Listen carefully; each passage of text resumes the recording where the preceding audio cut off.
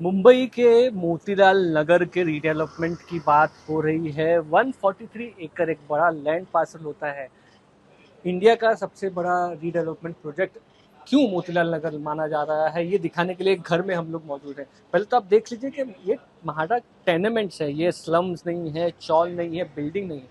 ये अगर आप देखेंगे तो ये आपको समझ में आएगा कि टेनेमेंट्स क्या होते हैं। ग्राउंड+1, ग्राउंड+2, इस तरह के जो स्ट्रक्चर्स हैं ये पूरे मोतीलाल नगर में आपको दिखते हैं। मुंबई जहाँ पे रियल एस्टेट गोल्ड की कीमत रखता है, हाइट बहुत इंपॉर्टेंट है। उस समय में ये पूरा आप कह सकते हैं रिडेवलपमेंट के लिए एरिया ओपन हो जाता है। इस वक्त हम पहुंचे हैं कुछ रेसिडेंट्स से मोतीलाल नगर के बात करने के लिए। घर आप देख सकते हैं, ये घर अलीम खान जी का है, उनसे बात करेंगे। 1961 में यहाँ पर लोग रहने आए। उस समय के प्रधानमंत्री जवाहरलाल नेहरू खुद यहाँ पर आए थे, चाबी अलॉट की थी। तब से अभी तक आप क्या इसमें रहा है, मतलब पहले कितना स्क्वायर फीट था, उसके बाद आप लोगों ने 87 में कितना करवा के लिया और अभी कितना मांग रहे हैं? जी सर, 230 स्क्वायर फीट का तभी हमको मिला था और उसके बाद 1984 में 45 स्क्वायर मीटर हमको ग्रांट हुआ था, जो खरीदे थे हमने 45 स्क्वायर मीटर 1984 में। तो ऐसे टोटल तो हमारा 716 स्क्वायर फीट होता है और अभी हम लोग की ये है मांग कि एटलीस्ट 2000 स्क्वायर फीट हमको मिलना चाहिए।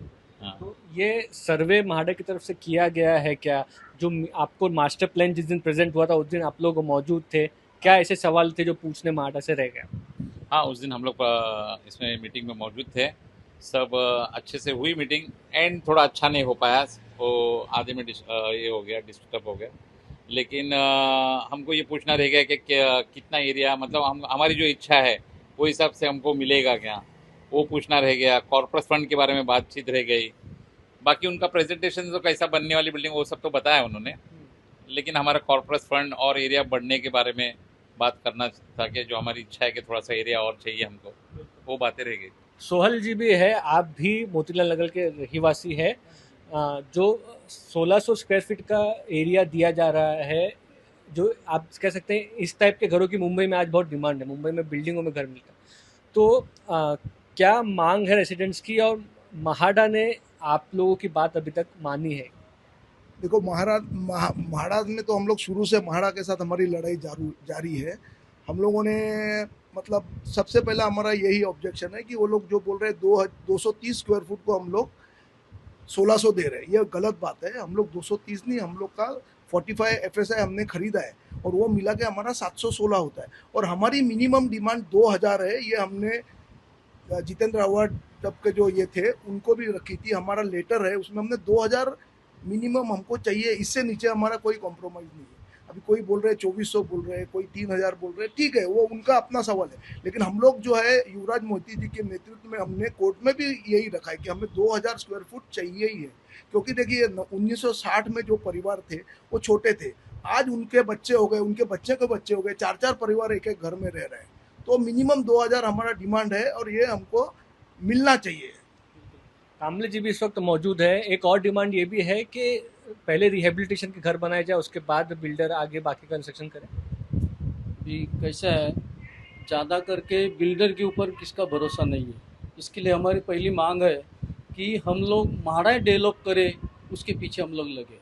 पर महाड़ा कोर्ट में जाके बोली थी कि हम लोग करेंगे खुद, मगर कई सालों के बाद महाड़ा ने रिफ्यूज़ किया कि हमारे पास अभी फंड नहीं है, इसके लिए हमको CND की ज़रूरत पड़ेगी, तो उसके लिए हमें परमिशन दे दो। तो कोर्ट ने उनको परमिशन दे दिया।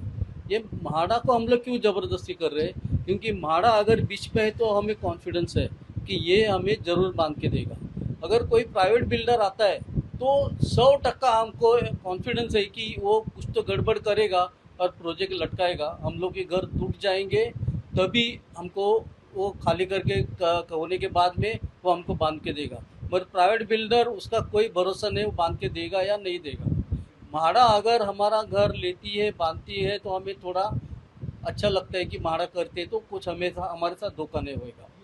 मगर हमारा जो अभी डिमांड जो है, फिर भी हमारे CND बीच में आने के बाद में CND की वजह से ऐसा हो गया है कि हम लोग अभी डर लगने लगा है।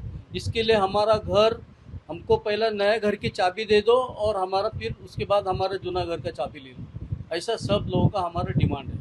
और ये जो मांगा जा रहा है कॉर्पस फंड वगैरह और जो गड़ा, ये तो आप आराम नगर पास में है उसमें सेम चीजें दी गई है, फिर भी यहाँ पे नहीं दी जाए।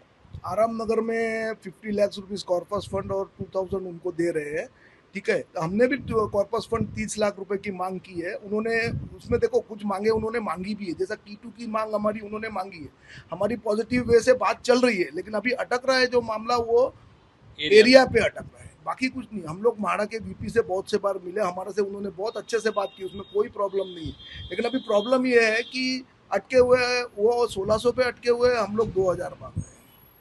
आप कह सकते हैं कहीं ना कहीं एक बड़ा रीडेवलपमेंट प्रोजेक्ट है और यहाँ पर जो आप कह सकते हैं FSI या ओपन सेल एरिया निकलेगा वो भी काफ़ी बड़ा होने वाला है और इसके लिए एक लुक्रेटिव रियल एस्टेट प्रोजेक्ट इसको माना जा रहा है। लेकिन रेसिडेंट्स का कहना है पहले उनको घर बना के दिया जाए, जो एरिया दिया जा रहा है उससे बड़ा कर दिया जाए और फिर बाकी की जो सेल कंपोनेंट की बात है वो की जाए। साइड पाटिल के साथ मुस्तफ़ा शेख, आज तक।